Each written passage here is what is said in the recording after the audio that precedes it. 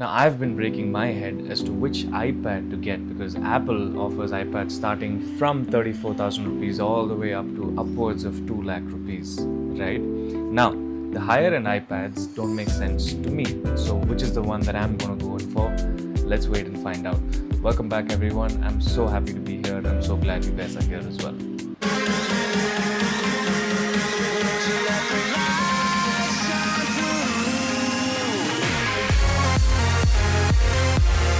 So I've been doing quite a bit of research on what iPad to get for the house because the last iPad that me and my family got was back in 2016, which was the iPad mini.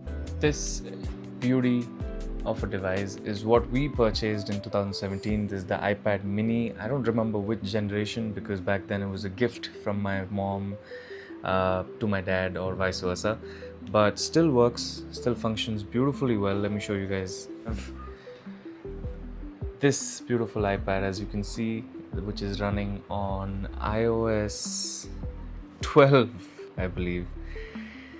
So anyway, it was basically a high time that we got an upgrade, and I felt like 12.5.8, as you can see, it is almost 10 years old and works absolutely well. However, it's become a vintage now, so Apple does not release any new updates on the iPad mini, but basic stuff of doing things here and there, it still performs really well. So this got me thinking, right? I wanted to see which iPad is a good purchase in 2026 by not compromising on performance, at the same time be able to scroll through or just browse and things like that. Simple one, because either ways most of people at home use a Mac, so it's going to be a secondary device, it's not going to be a primary one. And I genuinely felt that probably looking at the iPad A16 would be a good bet, right? And here are a couple of reasons why I went in for the iPad A16 in 2026. If you guys are wondering if this is the Apple Pencil, no. Although this supports the Apple Pencil, I picked up a Portronics for 750 rupees only on Amazon because it does the job, and it does have a magnetic attachment to the iPad as well. If you guys see, this is 11-inch. It's running on iOS 26.5.1 if I'm not wrong. It's a 128 gig, perfect for the family and the usage that we have. Now, speaking of the A16, it obviously does not have the M chip, right? Now, most of the iPads these days come with the M4 or the M5, such as the iPad Air, which recently launched with the M4, and the iPad Pro is now launched with the M5. And obviously, it's going to be a beast of a machine. No two ways to that. This particular iPad, which is the A16, had basically the chipset basically came in on the iPhone 14 Pro and the Pro Max series. So it has been a while, but how Apple has really used this chip on the iPad A16 is something really commendable, and that's exactly what I'm going to be talking to you guys about. Now, starting off with the screen, the iPad comes with a 10.8 inch, not an OLED, it's an LCD. However, it is a liquid retina display, right? So compared to the iPad Air, obviously the display is not going to be as sharp or bright as the iPad Air, because obviously that comes with a little more premium display. However, if you're going to be using it for scrolling, web browsing, Netflix, YouTube and things like that, it obviously does its job perfectly well without hesitation at all. So if you see right now, this is the kind of pace at which the iPad scrolls. We have, if you're going to be using my channel, for example, and you could take a look at how my shots look. It's a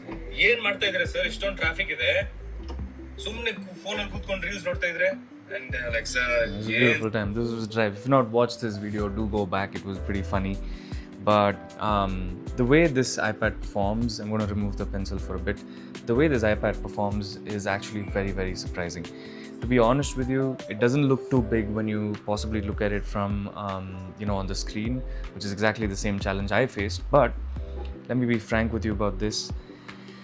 This is a proper handheld device, guys. I mean, if you take a look at the 13-inch, yes, a lot of the people do opt for a 13-inch when they probably want a replacement for their laptop. But when you look at a handheld device and you're looking at something that that's really flexible. You know what I mean? Like, just go take a look at YouTube, Netflix, things like that. This one is absolutely amazing if you ask me. Now the A16, speaking of it, is still performing absolutely fast, right? Now multitasking on this, for example, we have multiple tabs. This is how you possibly get to see them. It responds really well. The screen sensitivity is also really good, and I'm overall happy with the purchase with the A16. Speaking of the chipset, again, another point to add and note is that this, like I said, is the A16. So the M4, Apple claims that is about 2.2 to 2.5 times more faster. But trust me, if you're a person who already has a M chip MacBook, I don't think you really need to look into super fast performance on your iPad, because this is going to be on the go. It's going to be meant for like scrolling, light editing work. I wouldn't say too heavy. But the fact that you still do get the Type C, and you can still connect it to your Mac and just do your stuff is really interesting. At the same time, if you look at the CPU and the GPU, I would say that this has about the M series, rather the M4 comes with 4 more cores. Again, that's going to be really helpful for a person who's looking into editing work or heavy load work on the move, right? This one, however, is going to be something that you're going to just chill with. You're just going to connect your earphones, probably watch a couple of TV shows, use Safari, and of course it syncs beautifully with the Apple ecosystem, so you don't have to really go back to your phone each and every single time you need to say look at photos, or you need to look at videos and things like that. So this is a picture of my cat, if you see. This is how beautiful it syncs. It does have a pretty decent camera.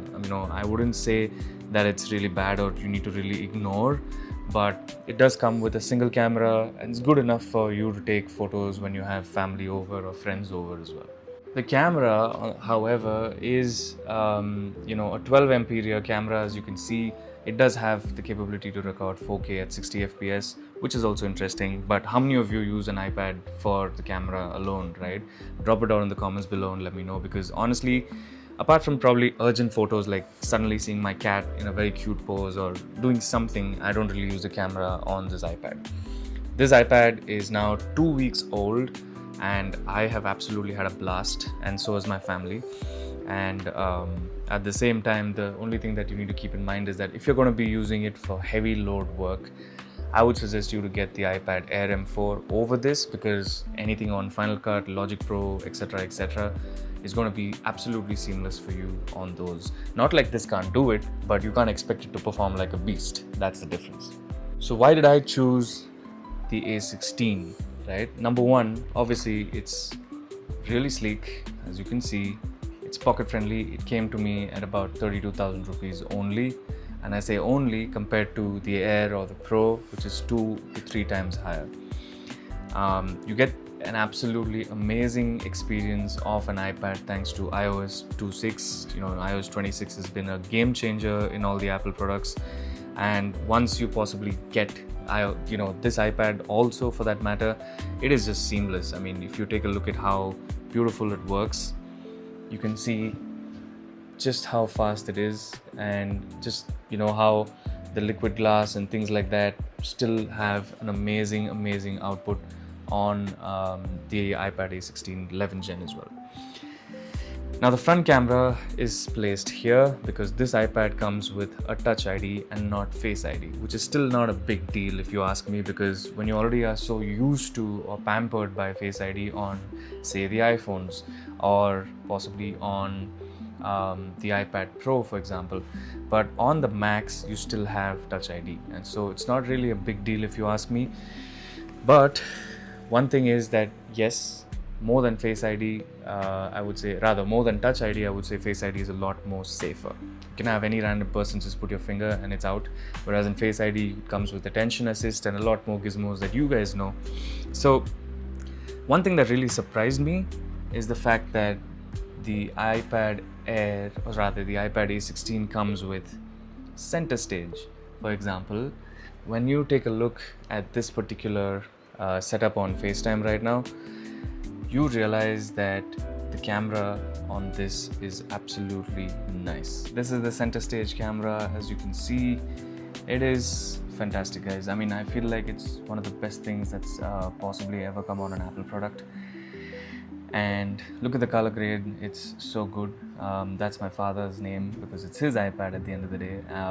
But trust me, I think the fact that you're able to take video calls and a lot more things that you can do using you know, the center stage camera is something that you can definitely vouch for. As you can see, the camera is moving to wherever I am. That's the whole point of center stage, right? It is fantastic. It's so seamless. It makes it feel like you're literally video calling someone on an iPad. The resolution, however, is not something that I'm a big fan of.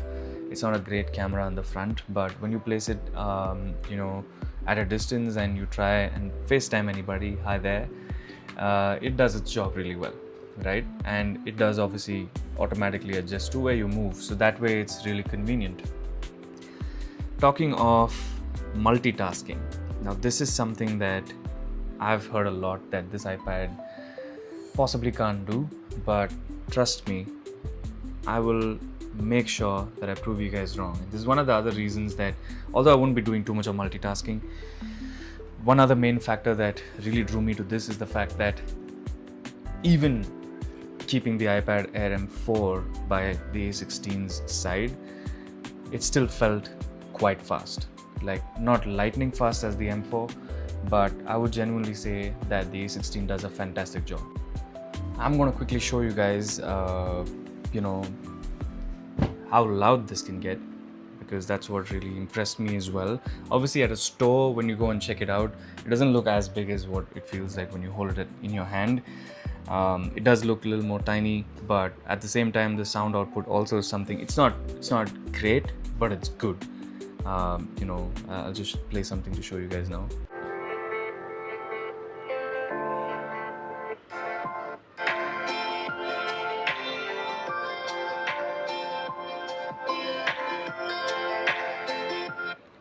Although you have a 4 speaker port setup, it's just 1 or at the max 2 from what I know. But overall, this has been a great bet. So if you're in the market with a budget of 40,000 rupees or 35,000 rupees and you have multiple opportunities or options to possibly go through Android tablets or even Apple for that matter, I strongly recommend that you go in for the iPad A16, primarily because it still feels very, very new. It's just hardly about a year since the release, and Apple has done a fantastic job to ensure that iOS 26 does its best on even the base level iPad, which is the A16, and the performance is something that you wouldn't really complain about. So thank you so much for watching, guys. I hope you really enjoyed this video. Do click on the subscribe button for more such videos and share this content with your family and friends. I will see you on the next one. Until then, peace.